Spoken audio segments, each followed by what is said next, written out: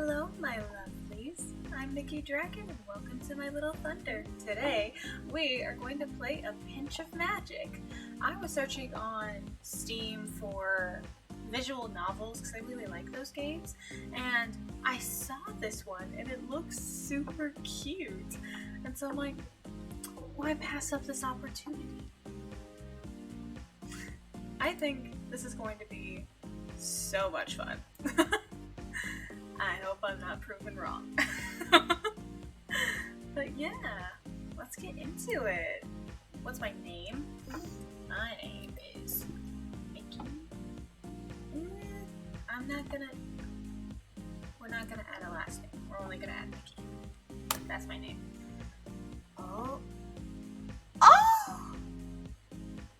my,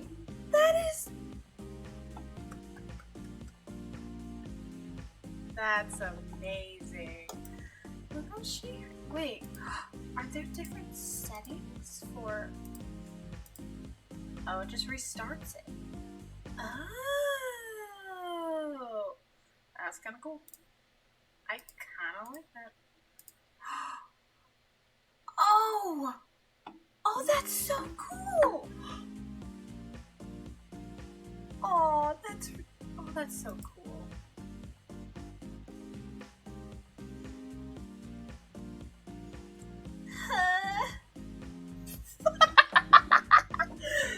Yeah, that's gonna be my voice. Okay. I let out. Oh, it's a yawn. Is that okay? Okay. I let out a freeing yawn as I leaped down from the bus onto the pavement below, bags in hand. Finally made it.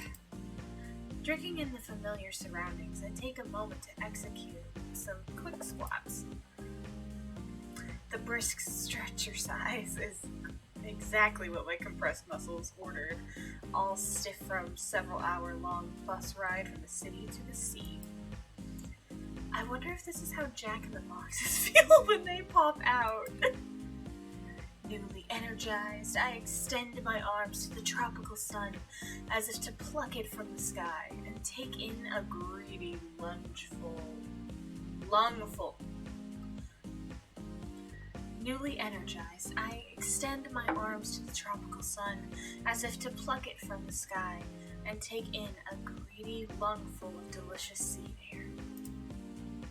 As always, the warm climate here on the coast feels as though it's welcoming me back home, back to the place where I belong. I've missed this. All of it. And ahead of me is a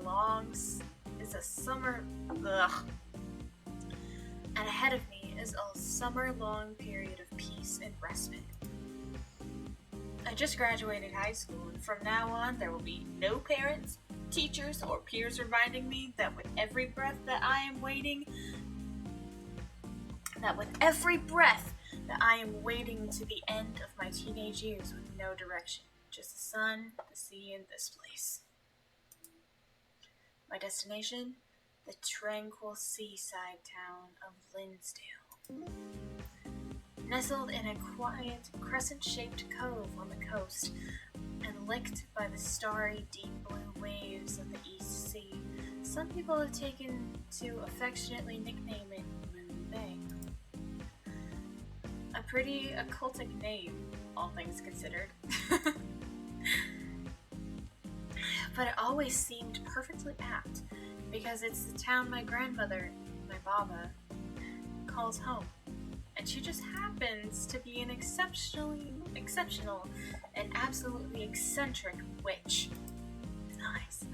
All these years later, and I still wouldn't put it past her to have coined Moon Bay herself, just because it might help drum up some business among the magic folk. For the first time in 3 years, she asked me to visit this summer, and I couldn't wait to resume my magic training. My fingers, electrified, are already tingling at the prospect. I reach into the pocket of my hoodie, feeling for the letter she sent, making sure it was still there. Cursive on vellum. I don't know what that is. Cursive on vellum and a wax seal. Yep. Nobody except the wily old woman would write like this anymore. There's no time like the present. Unable to hide my eagerness to see her again, I hoist my bags up to my shoulders and take off at a sprint up the staircase, leaving the bus stop far behind. And once I leap across the threshold of the stairway's end, I see the sight I've longed for and open my lungs wide. Hello, coffee courier. Ugh. Hello, coffee curiosities. I'm home. My grandmother's cafe stands before me, a static movement among the other buildings, utterly unchanged, like a moment in time perfectly preserved the way I always remembered it. It reminds me of my childhood, of iced tea in the sun. I am kind of tired of this music. There. We're saving that. Hey, It reminds me of my childhood, of iced tea in summer, sea salt ice cream. Just sea salt? You do you, boo. And freer days spent under Baba's tutelage. That, in itself, is a rare kind of magic that leaves me spellbound. Naturally, my preppy cry draws the attention of several passerbys outside the store, many whom recognize me and wave in greeting. Well, I'll be, if it isn't Mickey! Been a spell since you've been back. Still kept that strange habit of greeting the cafe like it's a person I see. Well, she's not wrong. I guess I'm a little too old to be shouting in public. But Baba used to say, a witch beneath magic. A witch breathes magic, and life into all things. Every word is a charm, every sentence a spell. Now that I think about it, it's totally possible she was just hoodwinking an extremely gullible 5-year-old, but, well, it's a cute tradition, so who cares? I wave energetically back. Hey there! It's good to see you. Do you know if my grandmother is about? That question seemed to give her a pause, and she forces a smile, which only can read as guilty embarrassment. Oh, you mean she? Well, I'm not too sure. Haven't been in for a coffee for a while, you see. Anyways, nice seeing you, kid. Before I've a chance to respond, she scuttles off over the hill, leaving me stranded in confusion at the shop's door. What in the hemlock was that about? Glancing over the cafe again, my eyes narrow suspiciously and roam up and down the building. I finally notice an extremely telling clue. It's the height of the morning, and yet the curtains are shut tight. Fishier still how quiet it is. Wait. Don't tell me. I practically kick the door down in my provoked state, and once inside, all of my suspicions are confirmed. Not only are the lights all switched off, not only are there no customers, not only has the door clearly been left unlocked with complete disregard to nasty draughts, thieves, and trespassers, but on top of that, Papa is nowhere to be found.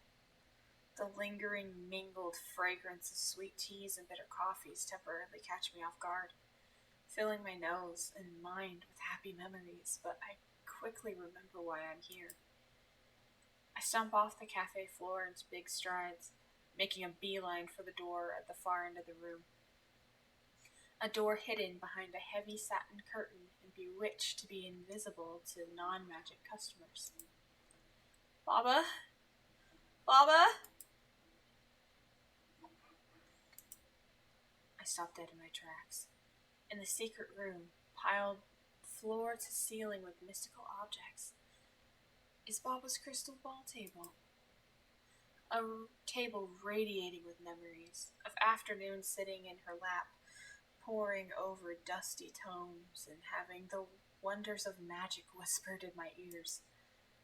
And now, on that table, clearly awaiting my arrival, is a small paper ornament, an enchanted letter folded into the shape of a miniature rabbit. When I enter the room, it turns up its ears and bounds from its slumber, hopping to the table's edge to greet me. I would recognize this magic anywhere. Baba would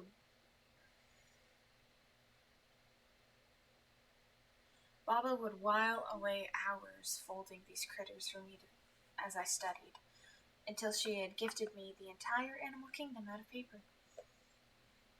It never failed to put a smile on my face.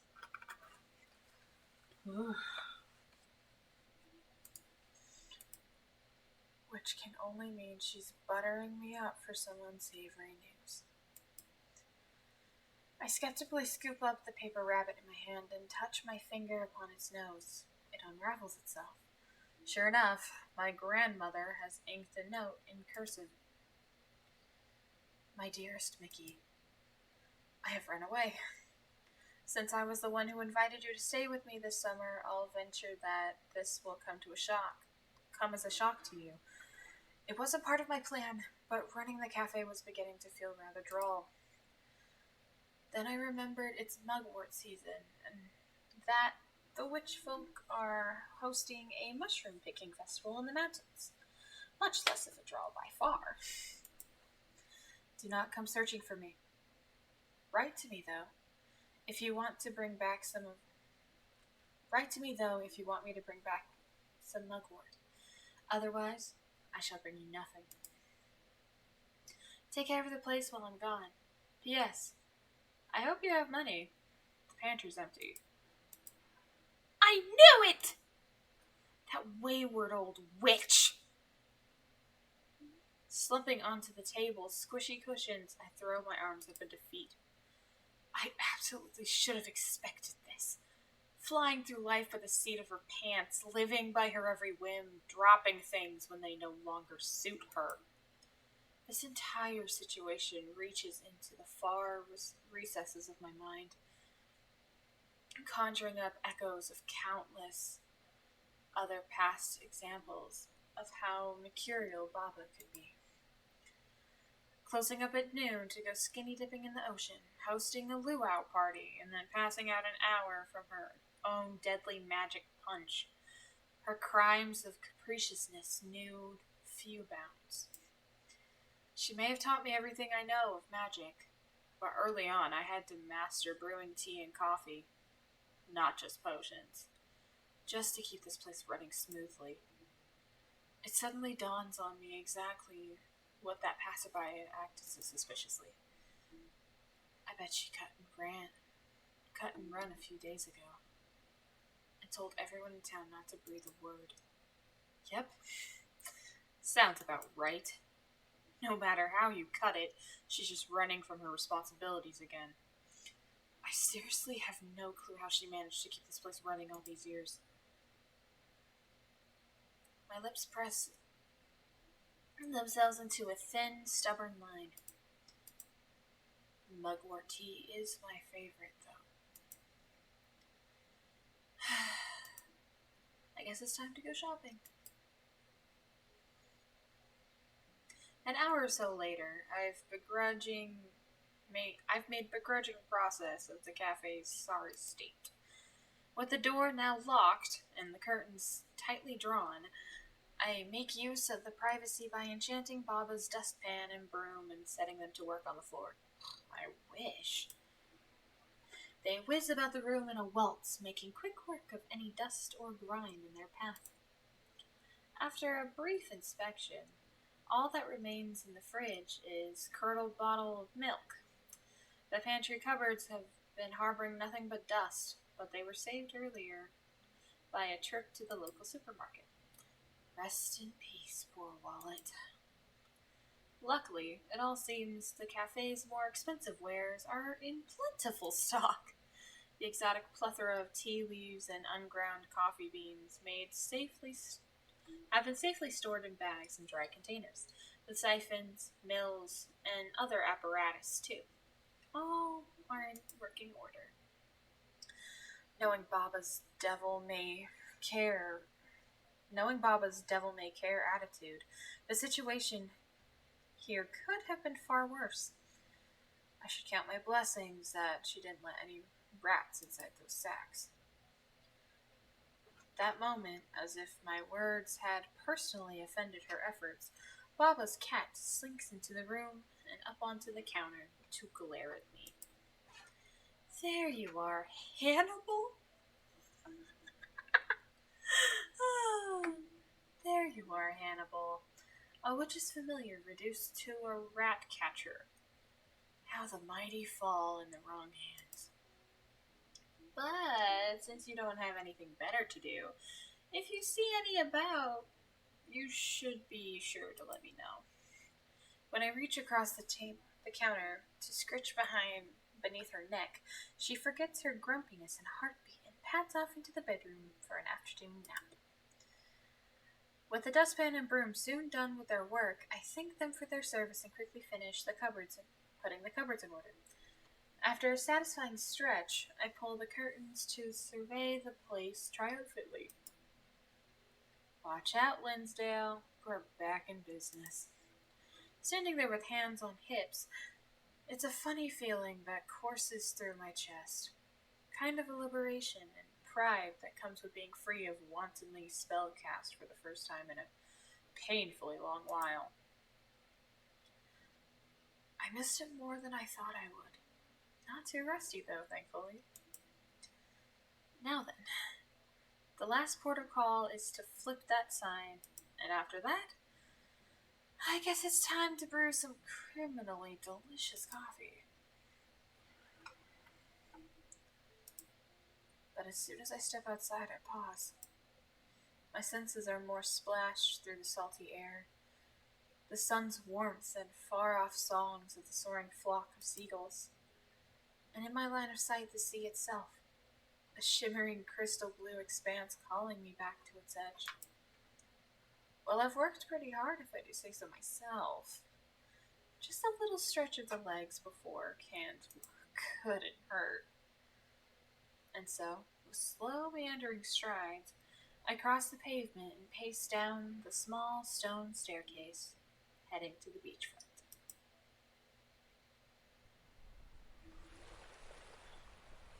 Ooh, water. I take my time, enjoying the afternoon breeze and the journey all the way down to the boardwalk and beyond. Boardwalk and beyond. When I reach the beach edge,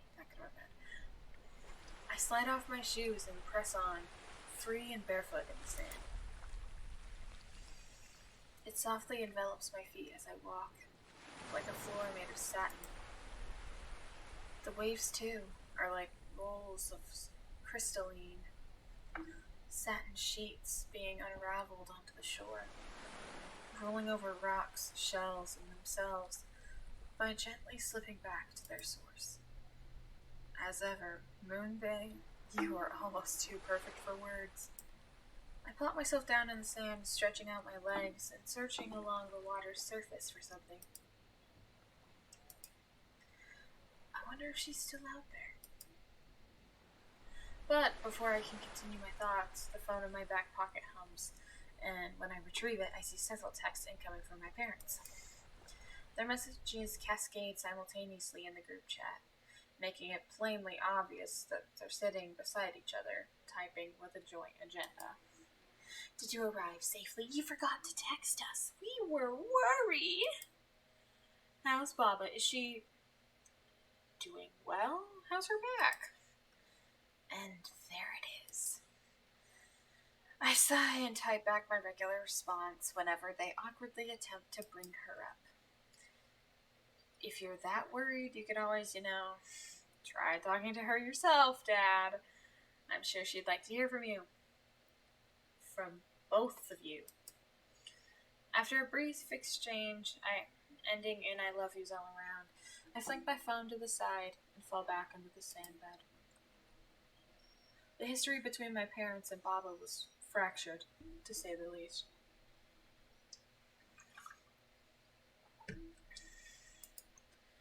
In this world where so few people are gifted with the ability to wield magic, we hide what we are for an easier life. Hundreds of years ago, those without the gift feared us, persecuted us, and worse.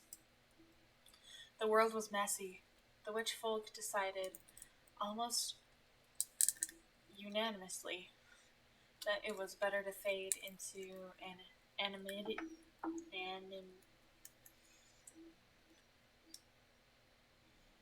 anonymousness. That caused trouble. Nowadays, as far as the rest of normal society is concerned, it's known that we exist out there somewhere, but rarely do you see a witch shouting it from the rooftops. Despite the good we do, there's no glory in it at all. So, as for my parents and Baba, well, Baba had always been an immensely talented witch. The first time I was sent here to stay with her for the summer, I was 3. She showed me a few simple spells, and even though I could barely speak, I guess I was a natural. I still remember her sweeping me up. Hi, Percy. Hi, baby.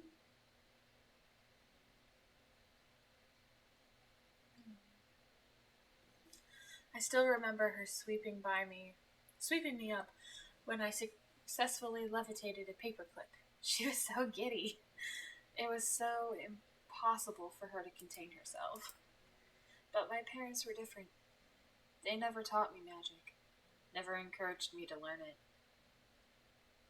All they wished for me was an utterly normal life. They asked Baba to stop teaching me, and that was that. Worse than they thought. When they found out I had flown in the face of their disapproval, and had secretly been studying hard under Baba every summer for 10 years. Oh boy. I remember that day. Dad's face went a shade of blue I didn't think was possible outside of being hexed. After that, their relationship became strained. They stopped talking. I became their mediator, their owl ferrying messages back and forth. I stopped visiting Glenstill for a while to give them all time to cool off. A normal life. A boring life, devoid of magic. I feel empty just at the thought of it. But honestly, I don't really have the first clue about what I want to do in the future. If only witch folk didn't have to hide who we were. I did raise myself back. As I raised myself to hug my knees, I realized that I had been absentmindedly dragging my finger in the sand all this time.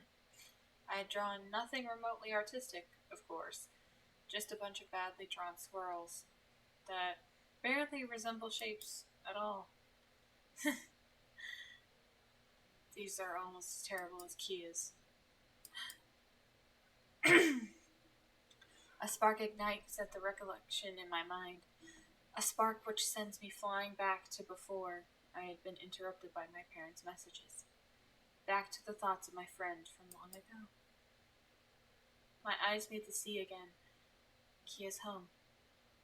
A childhood friend who had been as much a part of my summers in Lynnsdale as grandmother. She was an extraordinary person in her own right. A mermaid who befriended a witch. Shy and a little fumbling in the beginning, she barely grasped the human language.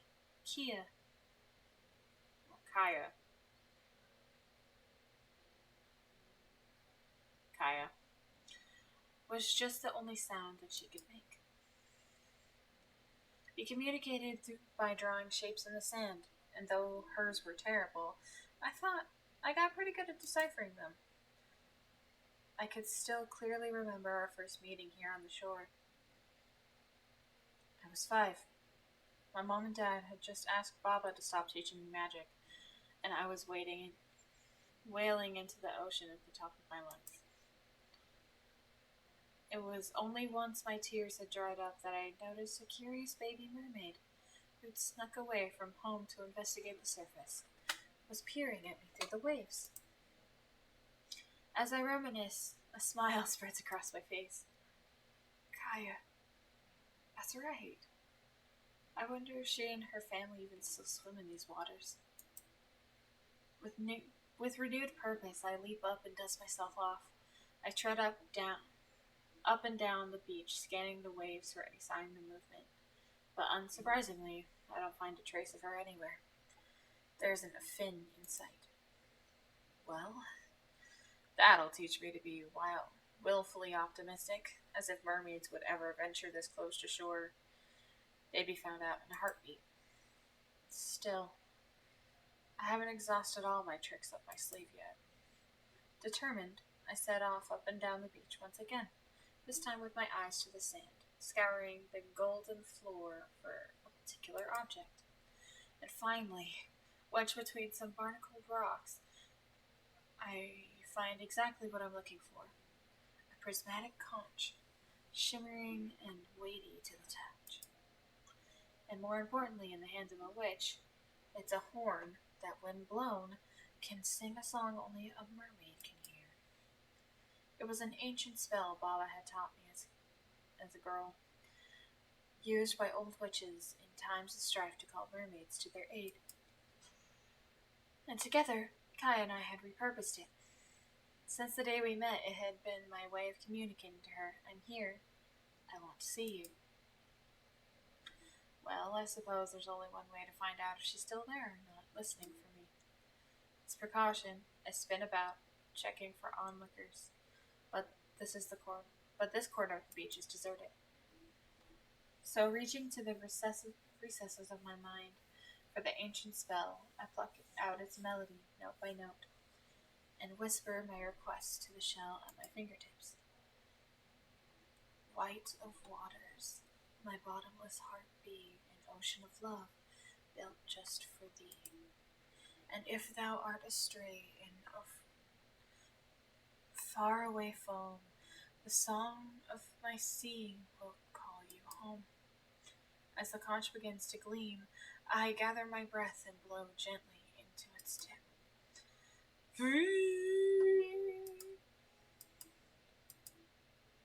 But no matter how many times I call, Kaya doesn't appear. The waves simply keep rolling over the sand at my feet, slowly soaking in and causing me to sink. She left in search of somewhere better after all. No Baba, and no Kaya. This was truly shaping up to be a pretty miserable summer, and the pang of pain I feel in my chest is sudden, but not unexpected. 3 years ago, when I said goodbye and left Linsdale, I didn't know it would be the last time. I didn't get the chance to tell her. Somewhat sad, my shoulders droop a little. She always was so timid and unsure of herself. I wonder if she waited every summer for me to come back, and I never did. And never one to let sadness get the better of me for long. I clap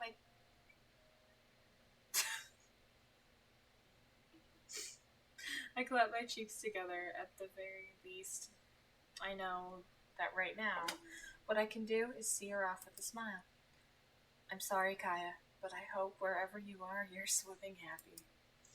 And that your drawings don't suck anymore. After exhaling my feelings cathartically into the afternoon air, I turn heel and head back towards the stairs. It's time to open the cafe for the evening. As my head swims with thoughts of coffee beans, recipes, and measurements, I forgot to check the obstacles in my path, and before I know it, I collide with someone. Beautiful woman. Oh! I'm so sorry. Please, excuse me.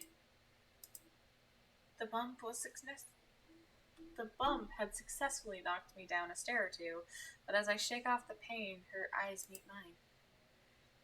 Her golden irises, her amethyst hair. Everything about her beauty is dazzling, and it temporarily catches me off guard. Phew, I'm grateful she seems unharmed. I run my fingers through my hair, somewhat embarrassed. No, not at all. I'm sorry, I wasn't paying attention either. Are you alright? Yes, Her voice.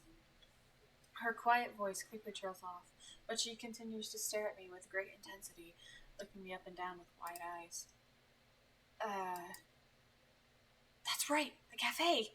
I don't have time to be wasting here, so I flash her a polite smile and shoot back up the hill. Excuse myself. Well, I'm sorry again. Have a nice evening. Oh.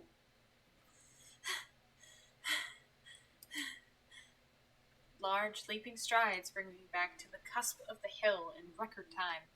With the afternoon sky already fading into an orange glow, evening is practically here.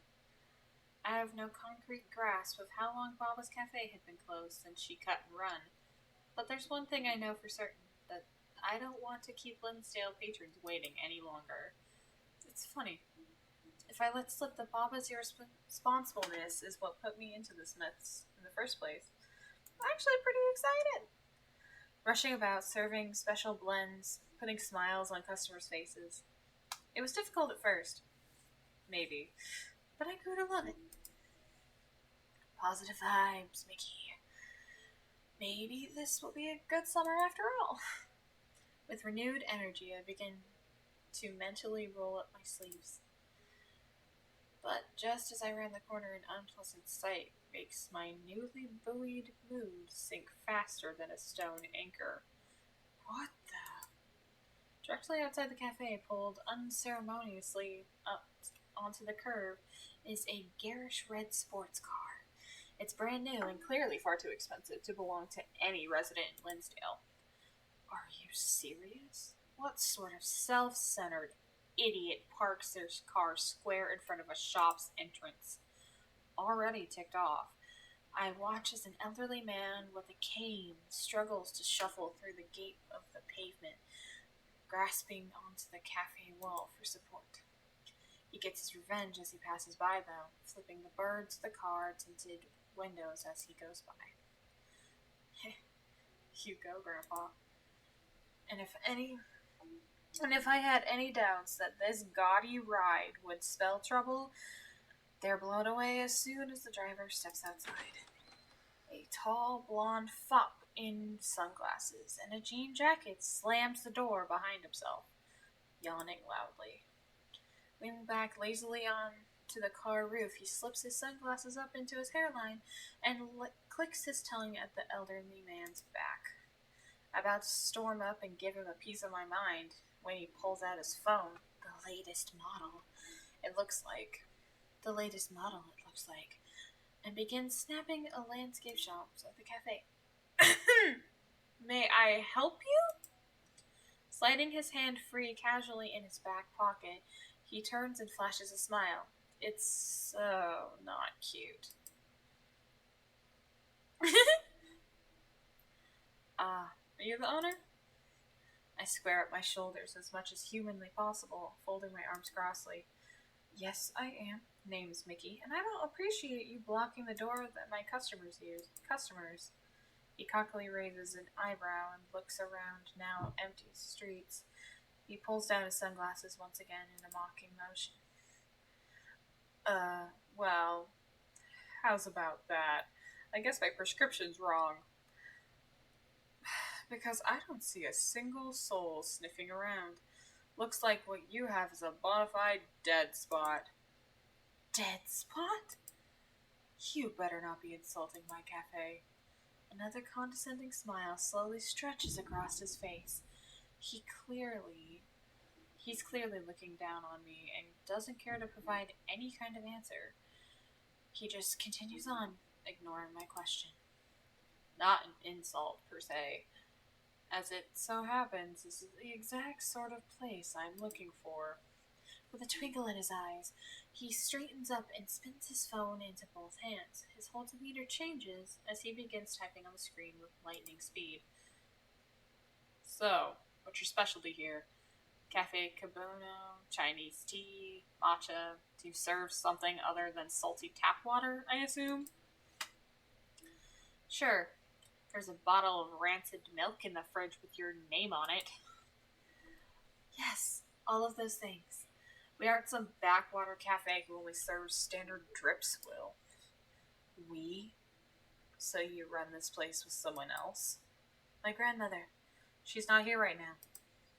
Uh-huh. And what's this place called? Are you freaking kidding me? Look at the damn sign, poster boy. I sigh loudly and dramatically. Coffee Curiosities. His finger pauses, they're tapping for a moment. He takes time to raise a smug eyebrow at me. Right. Bravo. No, really, it's inspired, a little desperate, but only slightly nauseating. He stands up straight and takes one more large gulp glance at the cafe's facade. Then he flips his phone, snaps a headshot of my startled face. It's a perfect blend of material for my blog, that is. Your blog? He gives me a look of equal parts smug and pitying. It's perhaps the most punchable expression I've ever seen. You have no idea who I am. Do you? No. Wait. But now I get a really good look at him, and he does look somewhat familiar. Here. A souvenir. Don't bend it now. It's premium embossed. With a wink, he slips a business card into my hand.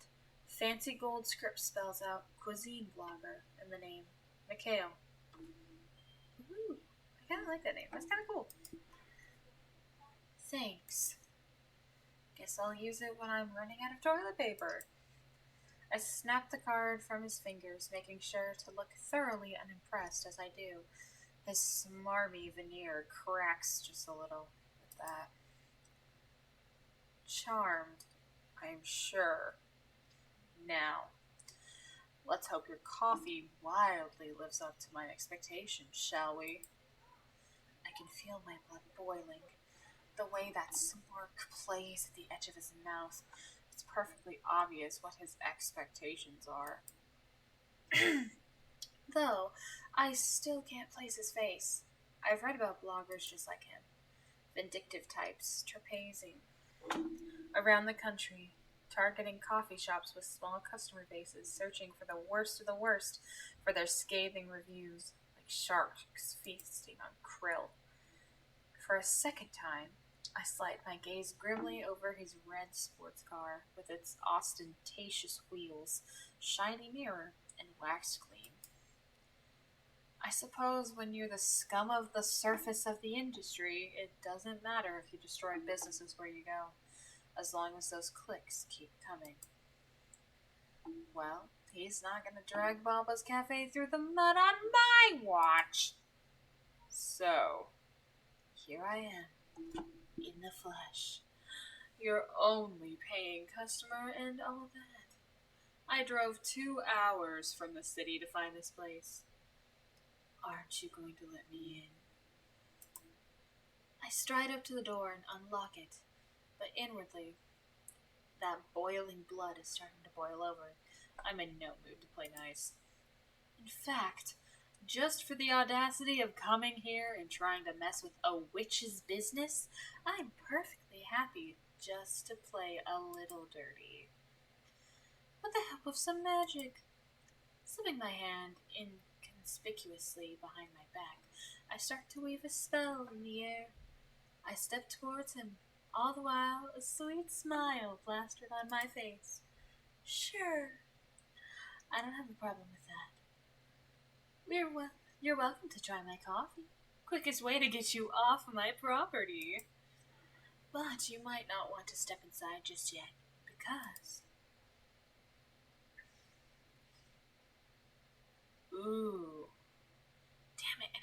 save it. Oh no. Oh yes, I can.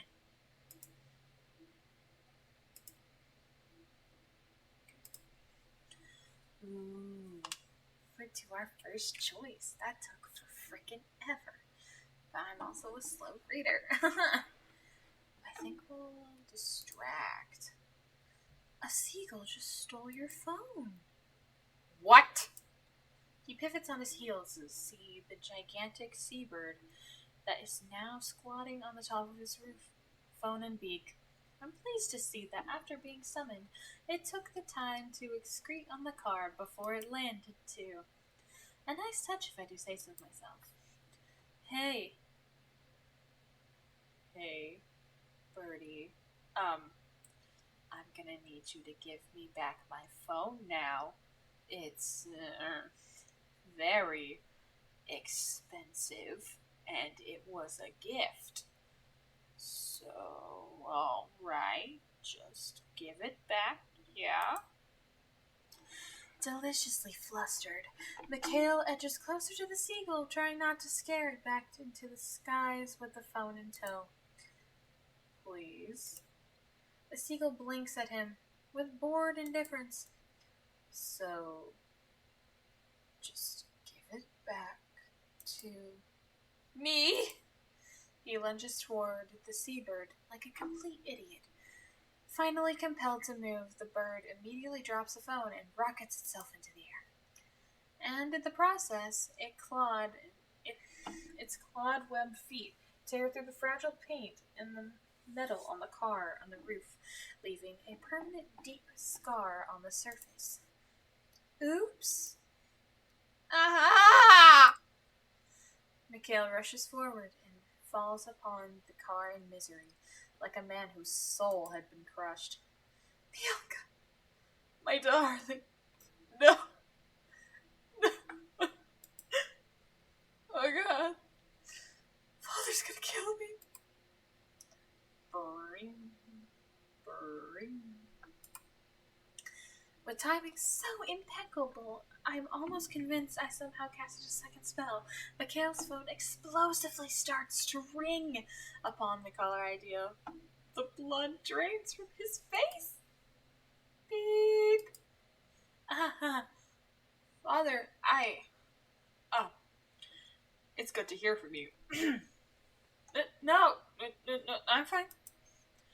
You're back from Hawaii?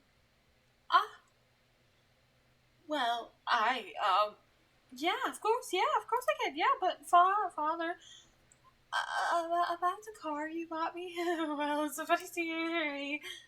Having completely forgotten me, Mikhail woefully shuffles away out of earshot to take the phone call. That wasn't my fault, right? Nah, accident, Mickey, not vandalism, just an accident. Nothing to worry about. And so, mostly smug, yet just ever so slightly regretting my influence on the turn of events, I take the opportunity to back away to the cafe door, swinging the sign to open along the way.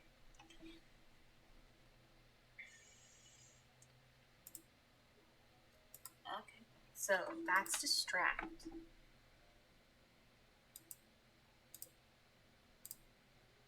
Yes. Prank. You left your handbrake. Oh no! You left the handbrake off on your car. Huh? He spins about just in time to see the shiny ring slipping back down the hill on loosened wheels. Bianca, come back! Mikhail bolts immediately, tripping over himself down the uneven cobbled street in pursuit. Psh! The car's moving slowly. So slowly, he'll manage. It's fine, right? Bianca! No! And goes down like a sack of spuds. His face acquaints itself with the pavement. Ooh. Uh-oh. The car, too, reaches a steep incline and starts to speed up. Nobody is going to catch it on foot. I stretch out my arms, frantically inking new magic circle into the airspace around me. But I'm unable to cast a reversal spell in time. The car careens into a lamppost. After a few teetering seconds, that said lamppost tips forward, but thankfully stops short of smashing into the roof. Oops. Mikhail rushes forward, falls upon the car in misery like a man whose soul had just been crushed. My darling, you can kill me, bring... Okay, so that's the same.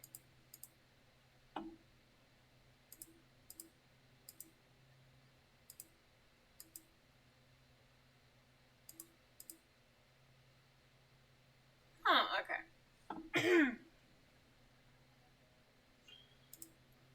Okay. Yes, I would like to go there. Okay. The minutes, and then tens of minutes painfully tick by. Not a single potential customer steps inside, or even hazards to peek through the windows. I start by leaning over the counter, head in palms, alternating between watching the clock hands,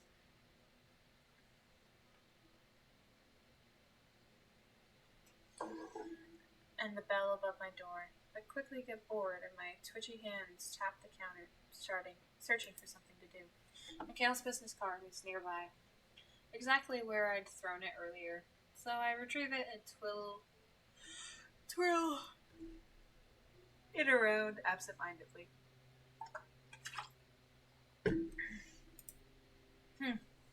Let's find out how famous this guy really is.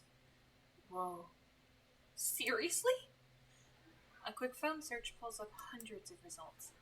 Blog posts with hits from tens of thousands, sponsorships ties to the prominent worldwide cafe chain Moonbucks.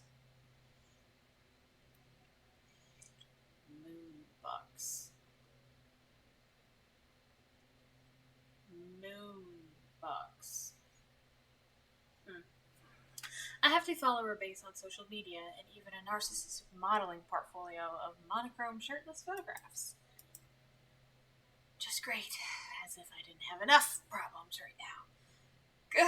What's with these pictures? He's dripping wet in half of them. Did someone turn on a hose or something? So stupid. Now more irked than ever. I check my phone aside and go back to watching the clock. All with this inactivity is doing nothing except stiffening my muscles and making me anxious. 30 minutes and not a whiff of anyone. Not even one of the regulars. This can't be right. I recall my previous summers here, when there were non-magics and witchfolk around, mingling, joking, shooting friendly banter back and forth with Baba. Back then, her cafe had never seemed waiting for patrons. Each day, a steady stream of satisfied customers would come and go in an even pace. It had never been busier, but it was comfortable. Sure, it's unlikely that there would be a lot of witchfolk making the trip right now. No doubt they're all on the mountain with Baba, picking mugwort and betting on drunken duels. But there has to be non-magics around, right? I glance back at the clock, disappointed by what I see. It's far too late now to be trying to pluck customers off the street. But if I root around, there may be something of use laying around somewhere. So determined to be productive in some captivity, I twirl around some of the lower kitchen cupboards, hoping to find something to use to attract new customers in the morning. Sensing activity, Hannibal slinks into the kitchen and curls around my leg. With a pointed meow, she leads to a hutch under the rug, below one of the open cupboards. Nice job. Nice. Good job, Hannibal. She purrs silkily and continues to circle around as I rummage through the contents of the hatchbox. There isn't much use, but I do stumble upon an old signboard for advertising and some pastel chalk sticks. This is perfect. If I spruce it up a little, it'll do a little mini menu at the end of the street. Hannibal pokes her little head between my arm, demanding scratches for her hard work. I'm so distracted, I fail to hear the bell chiming at the door. Good girl.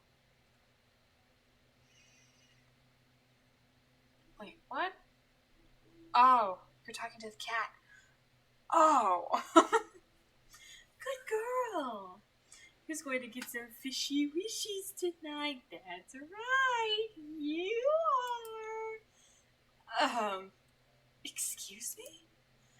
Yeah. Ow! Just a second. I'll be with you. Clutching the bruised crown of my head as unexpected blows from the cupboard, I totter embarrassedly back to my feet and heave over the counter. A radiant sight greets me. Hello. Fishy wishies? Sorry. I was talking to the cat. Oh, I remember you. Her eyes visibly sparkle and her cheeks pinken. You do? Of course. The lady from the beach, right? I'm so sorry again for bumping into you back there. Oh, no, it's quite alright. So, that's what she meant. Somehow she looks sad. Did I say something wrong? An awkward silence settles over us. As it stretches on, she combs her finger through her loose curl. Well, this was a fine way to start an evening, by making my only customer uncomfortable. Applying my kindest, most sincere smile, I gesture towards one of the seats at the counter. I can at least salvage the situation by acting professional now. Where are my manners? You're here to order, right? What can I get you? We have a menu around here somewhere. As I rummage around behind the counter, though her body language is shy, the woman's sinking and sandy eyes watch me intently. I can't help but feel a little nervous. Ah, here it is. I slide the menu across the counter, a lavish high-end tablet listing all of our served items, including coffee blends, black, white, and green teas, small meals, and desserts. But this tablet, much like the cafe itself, has a mystical secret up its sleeve. A coffee cup-shaped tab on the screen, enchanted to be invisible to non-magic customers, conceals a hidden second menu. One of the displays of some of Baba's oldest potions and other recipes designed for more magical patrons. I admit, I was surprised earlier to find such a thing myself. The paper menu was all that existed before. But the tablet looks brand new, screams impulse purchase, which unfortunately means a Baba. Which unfortunately also happens to be one of Baba's many bad habits. The woman graciously takes the tablet from me, tucking a periwinkle curl behind one of her stylish earrings. She begins to scroll intuitively through the menu. She's so elegant and glamorous, and her eyelashes have this beautiful dewy quality to them, like black waves breaking on the beach at night. So strong was that association. I was curiously struck by a sense of familiarity, but then, you have nothing new on the menu, I take it? Ah, sorry. You could say I'm somewhat of a regular here. I know this place and its owner very well. Oh, then I take it you know my grandmother is out of town. I do, but it's no trouble at all. I didn't come here today to see her. She tilts her head shyly. It's a devastating move, but I don't think she's doing it on purpose. Is she enjoying her vacation? Oh. Yeah, I'm sure she's having a whale of a time. She pulls stunts like this far too often. I'm convinced she's dragged me back here just to rope me into running this place for a few weeks. The woman shuffles somewhat bashfully to her seat, lowering her eyes to her lap. Well, if it brought you back to Linsdale, then I'm glad she did it. Just think of this salacious encounter. Did she mean to say serendipitous? With a gentle smile, she clears her throat and taps the screen with her nail, and highlighted a drink that is salty. Shh. is the salty kelp latte, a popular sea-based item from the secret menu. This one, if I may, it's my usual order. Sure thing. It'll just be a moment. I flash her a knowing smile before stepping over to the kitchen area to prepare her order. As I lay my hands on the glass bottle of kelp leaves, a spark of inspiration hits me. And so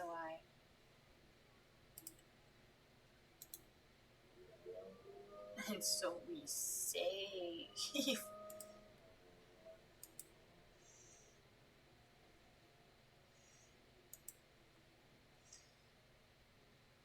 Ooh, let's do magic first. With nobody else here, why be ordinary when I can afford to be a little flamboyant? With a snap of my fingers and a series of illuminated shapes traced the air, and the ingredients heeded my call, began to dance around me in a flourish. A dash of seawater, a pinch of sugar, and the star of the show, the salty sea kelp. The kelp blades weave their way through the air until they collide and pirouette, crushing themselves into a fine powder. It falls like emerald snow into the basin of a china cup and dances its way into the woman's hands. Wow, it's so pretty cool, huh? But with the magic show's not finished yet. Last to arrive is the steamed milk, unfurling itself from the nearby jug like a porcelain ribbon.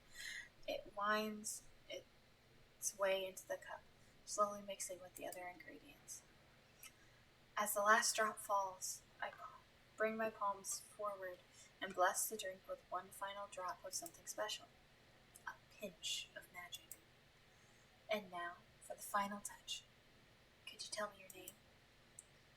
She looks agitated, as if she has particular trouble answering the question. It's Kiana. Alright, sit tight, Kiana. That's totally Kaya. It's totally Kaya. I reach across the counter for a thin, nozzled bottle filled with caramel, and in small, delicate letters write her name on top of the milk foam. And there we have it. Bon appetit! As she puts the drink to her lips, the warm steam brings a soft flush to her cheeks. A small, content sigh escapes her as she returns the cup to its saucer. So, my salty kelp latte, does it meet a mermaid's approval? Yes! Very much so. It's gumptuous. Glad to hear it. But I'm pretty sure you mean scrumptious? Oh, my goodness, this is embarrassing. Cuban language is still so hard. Right. I've been studying so much and I still mess up all the time. Her whole face breaks into a fierce flush. The quiet elegance I'd seen in her earlier had completely peeled away. Nothing could have prepared me for this. It's like her demeanor had done a complete 180. I thought she was demure, but I guess she was just shy about making mistakes in front of a human. Either way, it's absolutely adorable. Don't apologize, it's cute. The way you mix up your words, it reminds me of... No way! Kaya? I called it.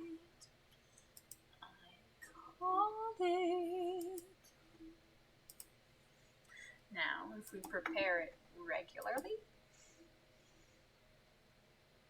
Damn it, never mind.